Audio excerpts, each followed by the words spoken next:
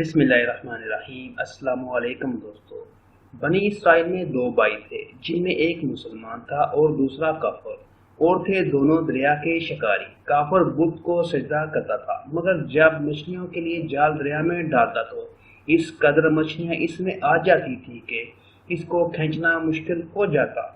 مگر مسلمان کے جال میں صرف ایک ہی مچھلی آتی تھی اور اسی پر صبر کے ساتھ خدا کا شکر ادا کرتا تھا۔ اتفاقاً ایک روز اس مسلمان کی بیوی اپنے مکان کی چھت پر گئی تو اس کی نظر کافر کی بیوی پر پڑی جو زیور اور بہترین لباس سے آراستہ تھی۔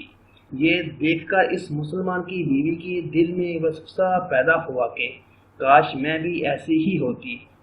تو کافر کی بیوی بولی، تو اپنے شوہر کو آمادہ کر لے، وہ بھی میرے شوہر کے معبود یعنی بت کی عبادت کیا کرے تاکہ تو بھی میری طرح مالدار ہو جائے۔ یہ سن کر مسلمان بھائی کی بیوی کچھ غمزدہ سی ہو کر نیچے آئی، اور جب اس کا شوہر گھر آیا تو اس نے بیوی کا حال متغیر دیکھ کر دریافت کیا کہ آخر کیا بات ہے جس سے تو اس قدر غمزدہ معلوم ہوتی ہے۔ تو وہ کہنے لگی، بس میاں، یا تو تم مجھے طلاق دے دو یا اپنے بھائی کے معبود کی پرستش اختیار کر لو۔ یہ سن کر اس کے شوہر نے کہا کہ خدا کی بندی، تو خدا سے نہیں ڈرتی؟ ایمان کی دولت کے بعد یہ کافر کی باتیں کرتی ہے۔ تو عورت بولی، بس مجھ سے اب زیادہ باتیں نہ بناؤ، میں ننگی بھوکی نہیں رہ سکتی، جبکہ دوسری عورتوں خصوصاً تیرے بھائی کی بیوی کو میں دیکھ رہی ہوں کہ وہ زیورات اور عمدہ لباس سے آراستہ رہتی ہے۔ جب اس مرد مومن نے دیکھا کہ عورت راحت پر اتر آئی ہے اور اس کا اسرار حد سے بڑھ چکا ہے تو اس نے عورت کو تسلی دی، کہا اچھا، گھبرانے کی ضرورت نہیں، میں کل سے کاریگروں اور مزدوروں میں جا کر محنت کر کے تجھے روزانہ 2 درہم دیتا رہوں گا، تو اس سے اپنے حالات درست کر لینا۔ یہ سن کر عورت کو کچھ تسکین حاصل ہوئی اور سویرے ہی وہ مرد مومن مزدوری کی تلاش میں نکلا، لیکن کہیں اسے مزدوری نہیں ملی۔ یہ دیکھ کر وہ دریا کے کنارے پہنچا اور شام تک خدا کی عبادت میں مصروف رہ کر رات کو جب گھر آیا تو بیوی نے دریافت کیا، آج تم کہاں تھے؟ تو وہ کہنے لگا، میں بادشاہ کی خدمت میں تھا، اس نے مجھ سے 30 دن کام کرانے کی شرط رکھی ہے۔ عورت بولی کہ آخر وہ بادشاہ تم کو کیا دے گا؟ تو اس نے جواب دیا کہ میرا بادشاہ بڑا کریم ہے، اس کے خزانے مال و دولت سے بھرے ہوئے ہیں، وہ مجھے وہ دے گا جو میں چاہوں گا۔ چنانچہ اسی طرح برابر وہ اپنے معبود برحق کی عبادت میں مصروف رہا۔ اور تیسری رات ہوئی تو بیوی نے کہا، سنو میاں، اگر کل تم نے مجھے مزدوری لا کر نہیں دی تو تم پر مجھے طلاق دینا لازم ہو جائے گا۔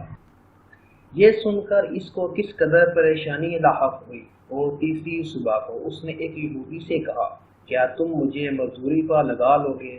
یہ سن کر یہودی کہنے لگا، ہاں، تم کو مزدوری تو مل جائے گی، لیکن شرط یہ ہے کہ میرے پاس تمہارے کھانے پینے کا کوئی انتظام نہ ہوگا۔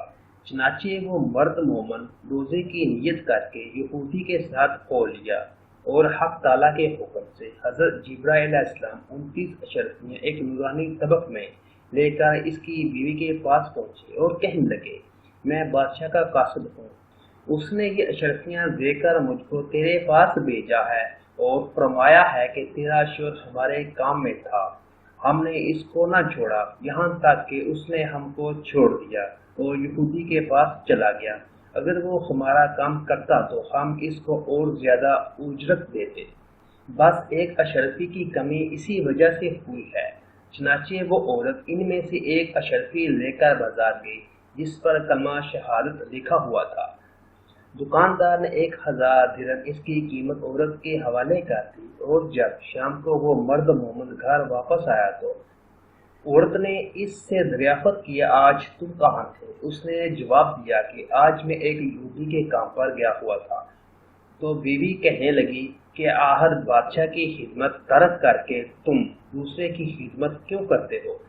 پھر اس کو اشرفیوں کا واقعہ سنایا، جس کو سن کر وہ مرد مومن روتے روتے بے ہوش ہو گیا، اور جب اس کو ہوش ہوا تو بیوی سے کہنے لگا، افسوس کہ میں نے بادشاہ دو جہاں کی خدمت کا حق اپنے اوپر لازم نہ کیا، اس کے بعد اس شخص نے عورت کو چھوڑ دیا اور پہاڑوں پر چلا گیا، جہاں خدا کی ہی عبادت میں مصروف رہ کر اس کا انتقال ہو گیا۔ حق تعالیٰ اس پر اپنا رحم فرمائے، آمین۔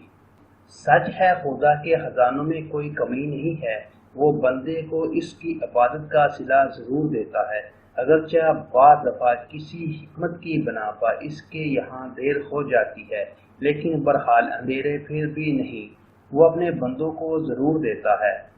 حق تعالیٰ ہم سب کو صبر و شکر کے ساتھ رہ کر زندگی گزارنے کی توفیق عطا فرمائے۔ اللہ ہم سب کا حامی و ناصر ہو، آمین۔